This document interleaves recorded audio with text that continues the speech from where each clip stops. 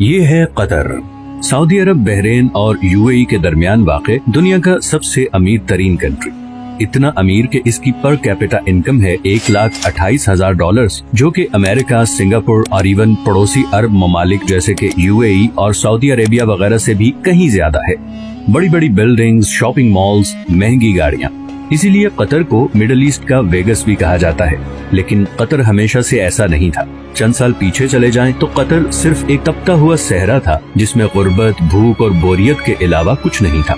तो फिर ये इतनी बड़ी ट्रांसफॉर्मेशन कैसे हुई? जो देश सारे अरब कंट्रीज में से सबसे गरीब था, आज दुनिया का अमीर तरीन देश कैसे बन गया? इसके पीछे एक बहुत ही इंटरेस्टिंग कहानी है और ये कहानी बाकी सारे अरब कंट्रीज की कहानी से मुख्तलिफ है। इस वीडियो के एंड तक आप ये भी समझ चुके होंगे कि क्यों सऊदी अरब और यूएई कतर को पसंद नहीं करते और कैसे कतर आने वाले वक्त में भी अपने पड़ोसी अरब देशों के मुकाबले में ज्यादा खुशहाल और महफूज होगा। ये कहानी शुरू होती है 1916 में, जब कतर के अमीर अब्दुल्ला अस्सानी ने ब्रिटिश के साथ एक ट्रीटी साइन की, जिसके मुताबिक ब्रिटेन ने कतर को किसी भी जमीनी या समुद्री हमले की सूरत में डिफेंड करना होगा और कतर बदले में अगले 55 साल तक ब्रिटिश कॉलोनी का हिस्सा रहेगा और यहाँ से निकलने वाले हर नेचुरल रिसोर्स में ब्रिटेन का शेयर होगा। 1940 में कतर में सबसे पहली ऑयल फील्ड डिस्कवर हुई।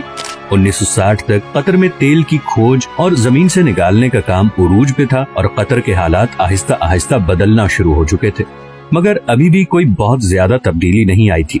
लेकिन फिर 1970 में शेल ऑयल कंपनी ने इस कंट्री का सबसे बड़ा खजाना दरियाफ्त कर लिया, नॉर्थ फील्ड, दुनिया की सबसे बड़ी नेचुरल गैस फील्ड। लेकिन उस जमाने में गैस कोई बहुत ज्यादा प्रॉफिटेबल नहीं थी और उसकी वजह ये थी कि गैस को सिर्फ पाइपलाइंस के जरिए ही दूसरी जगह भेजा जा सकता था और कतर गैस इस्तेमाल करने वाले देशों से इतना दूर था कि वहाँ तक पाइपलाइन पहुँचाना तकरीबन नामुमकिन था। इसी वजह से शेल कंपनी भी ये गैस फील्ड डिस्कवर करके भूल गई और ये डिस्कवरी ऑफिशियल डॉक्यूमेंट्स में ही दब गई। 1971 में कतर को ब्रिटेन से आजादी मिल गई और वो एक आजाद मुल्क बन गया। आजादी मिलने के बावजूद अगले 25 सालों में भी कतर के हालात कोई खास नहीं बदले और फिर आया 1995, जब क्राउन प्रिंस हम्माद बिन खलीफा अस्सानी ने बगावत करके अपने ही बाप की हुकूमत का तख्ता उलट दिया और कतर का अमीर बन गया। नए अमीर का एक ही फोकस था और वो था गैस। हम्माद बिन खलीफा ये जानता था कि कतर की तकदीर सिर्फ गैस ही बदल सकती है, इसीलिए उसने एक बहुत ही रेयर टेक्नोलॉजी गैस लिक्विफिकेशन में इन्वेस्ट किया।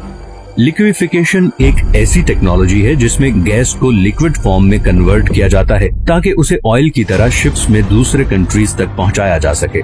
इस सारे प्रोसेस में गैस को 161 डिग्री पे ठंडा रखना पड़ता है। इसी प्रोसेस पे कतर ने सारी इन्वेस्टमेंट कर दी और आज वो LNG का सबसे बड़ा एक्सपोर्टर है। कतर से गैस इंपोर्ट करने वाले कंट्रीज में Japan, India, China, south Korea और स्पेन शामिल हैं। इस तरह बिलियंस ऑफ डॉलर्स कतर में आना शुरू हो गए। लेकिन कतर की तकदीर बदलने की इक्वेशन में ये तो एक सिर्फ छोटा सा हिस्सा था, क्योंकि नेचुरल रिसोर्सेज तो बहुत से कंट्रीज के पास होते हैं, उन्हें एक्सप्लॉइट भी बहुत से कंट्रीज कर लेते हैं, मगर असल मसला आता है उन रिसोर्सेज से आने वाले पैसे को सही इस्तेमाल करने का। वरना वेनेजुएला और अंगोला का अंजाम हमारे सामने है। यही वो जगह है जहां कतर बाकी तमाम कंट्रीज पे बाजी ले गया।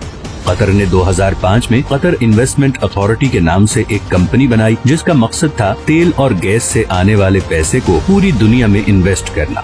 और इसीलिए आज दुनिया के हर बड़े मुल्क और हर बड़ी कंपनी में आपको कतर इन्वेस्टमेंट नजर आएगी, चाहे वो लंदन के बड़े होटल्स, ऑफिसेज और अपार्टमेंट बिल्डिंग्स हों, अमेरिका के बड़े बड़े ऑफिसेज हों या फिर मल्टीनेशनल्स जैसे कि Volkswagen, Barclays bank, Shell, Tiffany and Co या फिर रॉसनेट, रशिया की सबसे बड़ी ऑयल कंपनी। इन तमाम कंट्रीज और कंपनीज में कतर की हैवी इन्वेस्टमेंट्स हैं, लेकिन ये भी कतर की टोटल इन्वेस्टमेंट्स का एक छोटा सा हिस्सा है।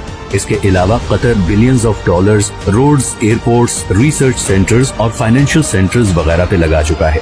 इवन के अभी फीफा वर्ल्ड कप, जो कि शायद दुनिया में स्पोर्ट्स का सबसे बड़ा इवेंट है, वो भी कतर में ही हो रहा है, क्योंकि ऐसे state of the art stadiums पूरे अरब में सिर्फ कतर के पास ही हैं।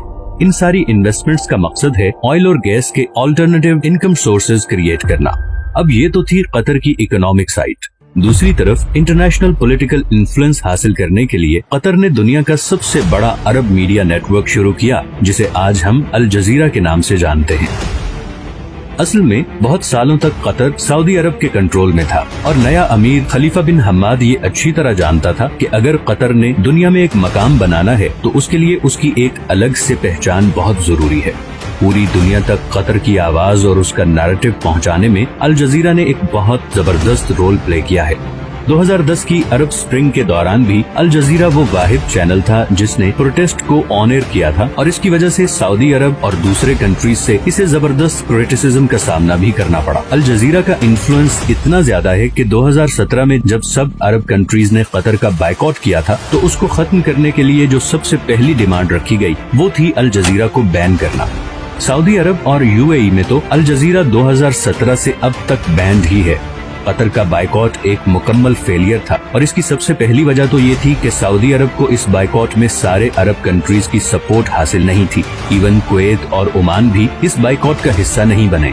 दूसरा, कतर के ईरान और तुर्की से भी बहुत अच्छे ताल्लुकात हैं, जिसकी वजह से गो के सऊदी अरब और यूएई कतर से काफी नाराज हैं, मगर इंटरनेशनली सारे कंट्रीज कतर को एक न्यूट्रल स्टेट समझते हैं और इसीलिए पूरी दुनिया में सिवाय 6 कंट्रीज के किसी ने भी इस बायकॉट को सपोर्ट नहीं किया। कतर को गैस की वजह से एक और फ्यूचर एडवांटेज भी मिला है। ऑयल के बारे में तो बहुत से एक्सपर्ट्स कहते हैं कि 2030 नहीं तो मैक्सिमम 2040 तक वो इलेक्ट्रिसिटी से रिप्लेस हो जाएगा, मगर गैस के बारे में ऐसी कोई प्रेडिक्शन नहीं, बल्कि उल्टा गैस की डिमांड मुसलसल बढ़ती जा रही है। अभी रिसेंट रशियन यूक्रेन वॉर में रशिया की जानिब से गैस पाइपलाइन की ब्लॉकेज के बाद कतर गैस की डिमांड 10 गुना बढ़ गई है, क्योंकि अब यूरोपियन कंट्रीज भी गैस के लिए कतर से राबता कर रहे हैं और ये डील कतर को और अमीर बना देगी। 2022 में कतर की एनर्जी एक्सपोर्ट्स पहले ही $100 बिलियन क्रॉस कर चुकी हैं। तो कल को जब बाकी अरब कंट्रीज ऑयल रिप्लेस होने से परेशान होंगे, वहीं कतर को इस चेंज से कोई खास फर्क नहीं पड़ेगा। अब कतर में सब कुछ अच्छा भी नहीं है और रिसेंटली वहाँ पे लेबर क्लास की कंडीशन को लेकर काफी सवाल भी उठाए गए हैं, लेकिन स्टिल कतर बाकी अरब देशों के मुकाबले में काफी ओपन स्टेट है, जहाँ मीडिया की आजादी है, इकोनॉमिक कंडीशंस बेहतर हैं और फ्यूचर प्लानिंग भी होती है।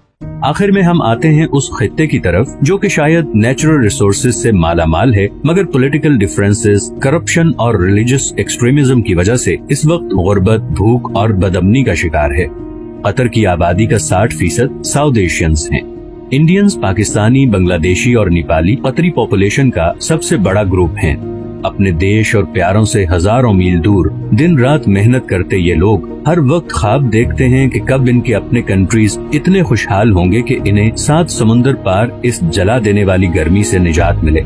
हर वक्त सोशल मीडिया पे लड़ने वाले ये लोग बाहर के कंट्रीज में बिल्कुल मिलजुल के रहते हैं, दुख बांटते हैं और एक दूसरे की मदद करते हैं, लेकिन जैसे ही वापस अपने कंट्रीज में आते हैं तो वही पुराने पॉलिटिकल एजेंडे से मुतासिर होकर एक दूसरे को बुरा कहने और समझने लगते हैं। न जाने ये हालात कब बदलेंगे, कब इस सब कॉन्टिनेंट के लोग ये फैसला करेंगे कि ये पॉलिटिशियंस की डर्टी पॉलिटिक्स का हिस्सा नहीं बनेंगे, इस ब्रेन वॉशिंग से बाहर निकलेंगे, दूसरों को भी इंसान समझेंगे और फाइनली ये फैसला करेंगे कि अब हमें अपने कंट्री को उस मुकाम तक लेके जाना है जहाँ पे आज नॉर्वे और कतर है। मैं उम्मीद करता हूँ कि आप लोग इस चैनल की वीडियोस को पसंद कर रहे हैं। अगर अभी तक आपने नॉर्वे पे वीडियो नहीं देखी तो वो भी जरूर देखें। ये हैं वो तमाम सोर्सेज जिनसे मैंने इस वीडियो के लिए कंसल्ट किया है। अगर आपको ये वीडियो भी पसंद आई है तो इसे लाइक और चैनल को सब्सक्राइब जरूर कर दें, क्योंकि मैंने अभी बहुत से इंटरेस्टिंग टॉपिक्स पे वीडियोस बनानी है, तो आपकी सपोर्ट बहुत जरूरी है। मिलते हैं नेक्स्ट वीडियो में, अपना ख्याल रखिएगा। अल्लाह हाफिज।